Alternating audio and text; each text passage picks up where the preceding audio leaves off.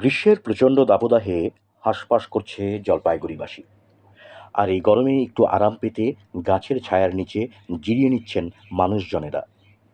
কয়েকদিন ধরে জেলা জুড়েই প্রচণ্ড তীব্র দাবদাহ, বৃষ্টির দেখা মাত্র নেই।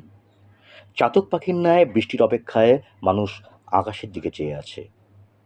একদিকে যখন প্রচণ্ড দাবদাহে হাঁসফাঁস করছে জলপাইগুড়িবাসী, তখন হাসি ফুটছে দই বিক্রেতাদের মুখে। এই রোদ ও গরমকে উপেক্ষা করে সুদূর ময়নাগুড়ি থেকে জলপাইগুড়ির রানীনগর এলাকায় সুস্বাদু মিষ্টি দই পৌঁছতে মোটর বাইকে ছুটছেন দইয়ের কারিগরেরা। তাদের কথায় এই গরমে দইয়ের অর্ডার বেড়েছে, বিক্রি হচ্ছে বেশ ভালোই। সোমবার দুপুর নাগাদ ময়নাগুড়ি থেকে জলপাইগুড়ির রানীনগর এলাকায় স্কুটিতে করে দই নিয়ে ছুটছেন এক ব্যবসায়ী। তিনি বললেন, প্রচণ্ড গরমে দইয়ের অর্ডার বেশি বেশি আসছে। দই বিক্রিও বেশি হওয়ায় স্বভাবতই খুশি বিভিন্ন মিষ্টান্ন ব্যবসায়ীরা।